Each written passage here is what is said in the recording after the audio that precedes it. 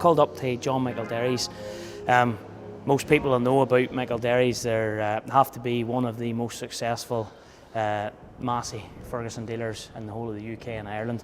They also do Fent and lots of other products, but we joined my good friend Kevin here, and he's going to tell us a little bit about the business and why they've supported us so much at GRASSMEN and our charity work.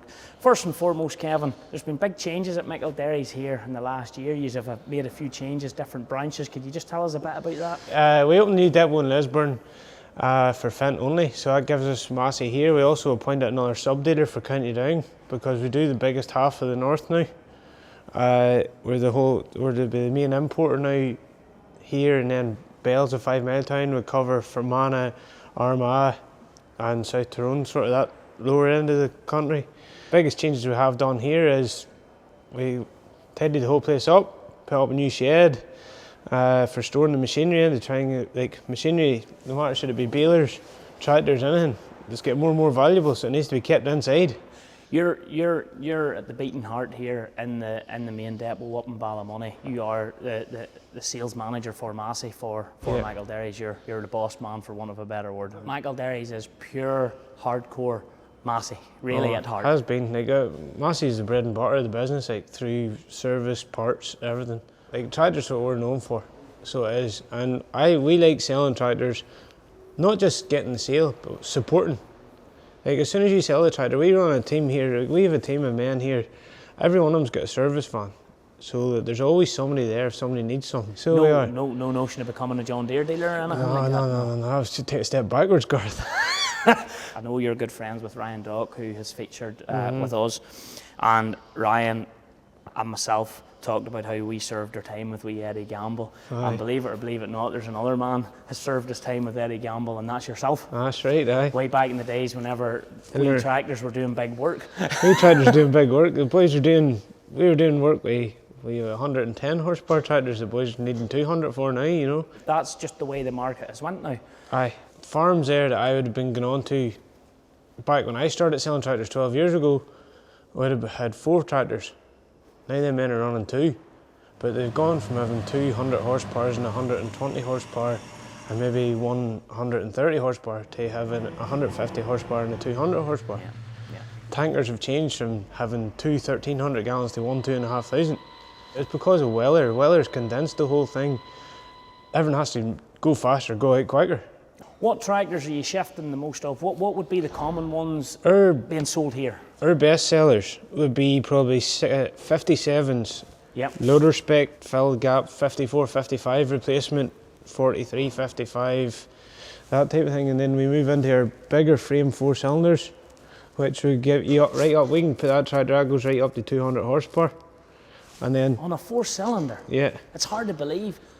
That's technology. Like. And you've actually were the first guy that really made me take this, because we approached you at the time we were making donkey contracts and GRASSMEN, and I said to you, Kevin, and I would like to do something with Massey, and you said to me, I would like you to take a 6616, and I was like, well, is that not like a 4 cylinder? And you were like, aye, but trust me. And I says, Kevin, I need it to drive a wagon. And you were like, trust me. They had a conversation with a man last night here, 4 cylinder, oh that's bad, you know, how can you get the power out of 4 cylinder? It's just technology, and it has changed. Our 3 cylinder does 110 horsepower. But it is amazing how it has changed. And that 6616 we took for donkey contracts, and I know with Kirsty on it. And you tried to make a fool over in the hill. I tried very much. I'm not even going to lie about that. I tried. And she showed you up. I did, and she did.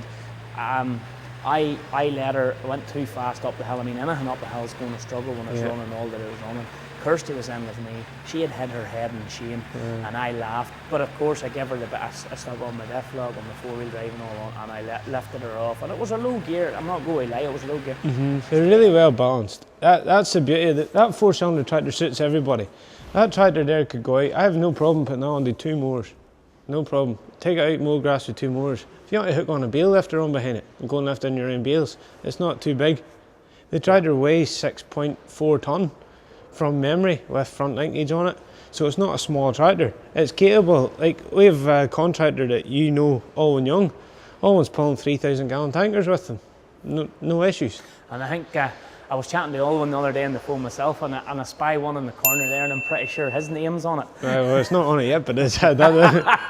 Get the check. It might be going that way. But the other thing then, when we came back, I must say McElderrys have always, and particularly yourself, have always been a big supporter of us. Then last year we attempted a crazy challenge, and we did a deal with for the Lely Welger, which came through yous as well, through Joe from Lely organised it. And we were talking about what tractor to put on it, and again you said, here boys, there's really only one tractor needed for that, and you had upgraded us now from the 66 1.6 to the 67 1.8, which would have been just the last model from that one that we see there, because you're into the new S. And Arna Cole drove about in that along with fella Ryan, and it is important to thank you very much from everybody, because we were well over €60,000 raised for charity that week, and that's as a company here, like myself personally, John himself too is a big believer in supporting charities. Like, we give to charities as much as we can do. Like, don't get me wrong, there's something in every week, if you know what I mean. We're in the same boat, Kevin. We like supporting charities, because like cancer funds, sick children, you don't ever want to have to experience that yourself. So if you can help support it, raise a few pound for it, well and good. Or make a wish. I think that's a great job. Yeah. Because it allows somebody to get a chance of something they might never get. Another tractor that we borrowed off you at the time was our very, very good friend, close friend, Adam. And Adam had just come out of hospital, and all was in his head was to get onto a tractor, and he was struggling just to get recovered after his big operation. Massey was his favourite tractor, and I rung you, and wasn't a problem. I think it was a 76 1.8, was 77 it? 1.8. It was a 77 1.8.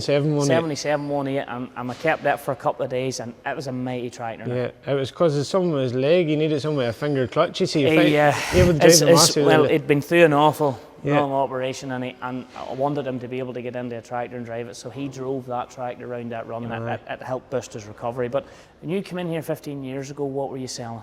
Delaval parlour plants. Delaval milking parlours. Is that what you started? That was officially how you started in the Delaval side? I wasn't selling, I was service technician. I remember leaving Greenmount, and they wanted me to go to Harper, Adams, Gary Conley and Kenneth Johnson.